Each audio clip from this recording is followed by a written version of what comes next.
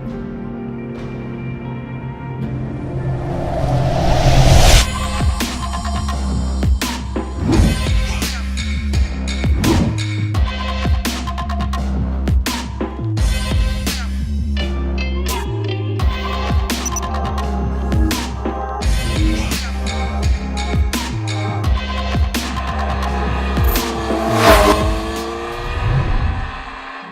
guys, and welcome to IAMABIKER.com.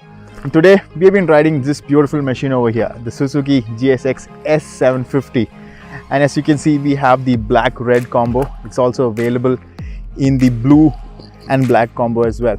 I'm sure since the bike has been around for more than about a year now, and it was first shown at the Auto Expo, so you guys would already know the specs, but as I'm speaking I'll make sure the specs pop up on the video. So I'll be mostly talking about how the bike feels, how it feels to ride.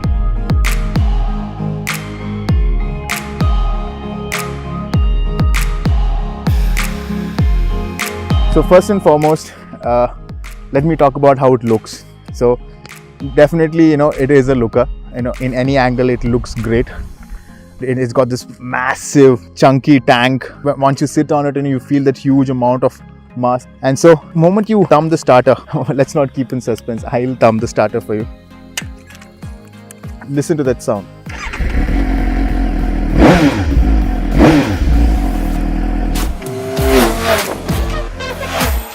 So as you noticed, it's a single press start, so that you don't need to crank the engine for it to start. And the beauty of course is the sound. It's got an inline 4, it's a 749cc engine. So this engine is derived from the previous generation or a couple of generations back, GSX-R 750. So it's a very potent engine, it's a proven engine. It produces a whole lot of power. The power should be coming up here. And so how it feels. So there's one thing very unique about what they've done with the throttling. Now it does not have any fancy gadgets like ride by wire, but what it has done, it's got something called as an idle speed sensor. So at lower RPMs, the engine and the ECU automatically adjust the RPM, so automatically boost the RPM so that it never cuts off on its own. You always have a power on tap, and you never feel like the engine is dying down.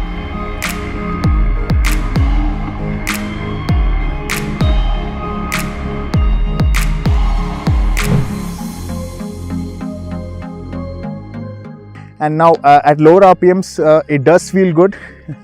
The inline 4 music is not there, of course. So in city conditions, you can feel like you're riding around just any other bike. You don't feel that there's a monster underneath you. But once the RPM crosses 5,000-6,000 RPM, the inline 4 just opens up and there's a whole lot of music, and you sort of get addicted to it. And you really don't expect this, because below 4,000 RPM it's very sedate. And again, coming to electronics, there is no fancy electronics, just traction control and ABS. The traction control is 3 level, so there is off and then 3 levels of traction control. One is for least intrusion, so we've been switching between off and level 1. If you keep it at 3, it's maximum intrusion. That's mostly for rain. So essentially you can immediately feel the difference. You can feel that the responsiveness of the throttle once you pin it is a bit laggy. So essentially that helps in keeping the wheel from spinning out in wet conditions. But ideally for city conditions, I think you should go with 2. One is you still have all the power on tap with a little bit of wheel spin as well, but that's not really good for the tires in the long run, but it's a whole lot of fun. Of course, traction control off means it's mad altogether. Another key electronic that I did not talk about is the ABS. The ABS is definitely welcome and a much needed in this day and age. So it's not overly intrusive. Maybe the back kicks in a bit earlier, the back ABS, but other than that it's pretty good and much needed. The braking, I feel it's got adjustable levers for the brake. I feel it's definitely very good. It's very sharp. I wish it had the sharper initial bite, but it has got massive stopping power. See, this machine can do in excess of 200 km/h in the blink of an eye. And it just flies by. And from 180, 160, you can 2 fingers and it just stops there, and you can drop down to 80 very, very easily. So that's something very good about this bike.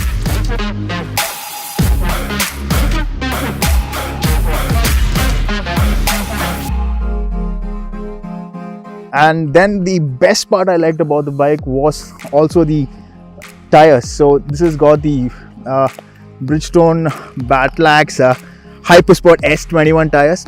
These are super sticky. So it's got the 180 section at the rear and the 120 section at the front. So these just hook on, you know, they don't need any heat up time. They just on the job from the moment you go. So like over here in Bangalore, we have really cold mornings, and even in those kind of temperatures, you know, these tires just hook on, and you know, they never give you scary moments. So they're really good. And then one thing I'm really appreciate about this bike is how the heat is managed. Now, if you can see, usually, you know, bigger bikes, inline 4-cylinder bikes, you know, there's a lot of heating issues. Even in city conditions, we've been riding it, and there's no heat coming out and, you know, blasting your legs. You know, it's due to some very clever engineering done by the guys at Suzuki. Now, the one thing that I did not like, or maybe I'm a bit worried about, is that the coolant reservoir, if you can see, comes in over here. So now this has got a ground clearance of 130 mm. So in general, we never faced any issues with ground clearance, except when you have a heavy pillion. We never really had any issues with the ground clearance. But when you have the reservoir down there, it's a bit scary, because in India, or you know, anywhere actually, when you have some very scientific speed breakers, it's kind of scary to know that that's something that can come in contact with, and you know, probably people buying this should consider getting some sort of protection for that.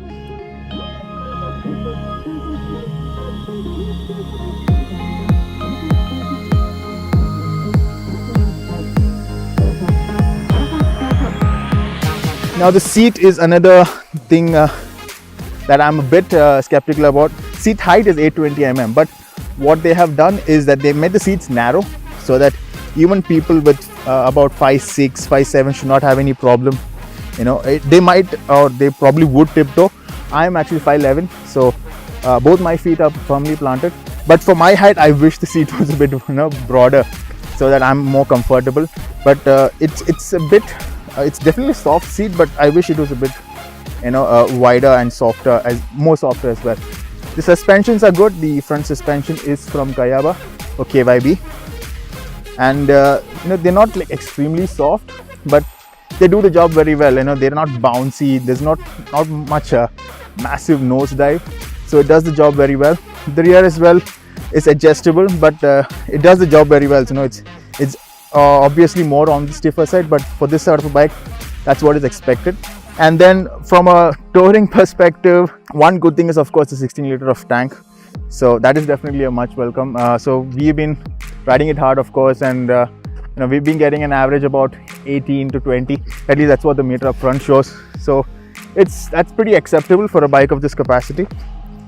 And the headlights, of course, definitely good. The aggressive look, and of course it throws a lot of light. Again, I'll just brief up. Brakes, extremely good. Probably a little bit of initial bite would have been good. Tires, superb. Engine noise and engine feel. The inline 4 pull, beautiful. The sound is extremely nice. You know, it's typical inline 4. It's just you need to open it up to really, you know, get it going, and you know, it feels beautiful. So all in all, I would rate this bike very, very high, you know, up on the list of things that I like. Again, there's one thing is that the weight is about 214 kilo, 216 kilos. I'll make sure the correct number is up on the screen. So you do not feel that weight, but of course, you know, slow moving traffic, or maybe if you're pushing back, of course, that comes into picture. But overall, love the bike, and you know, hoping to do some more rides on this before handing it back to the guys at Suzuki. Thank you for watching, and please do subscribe to our channel.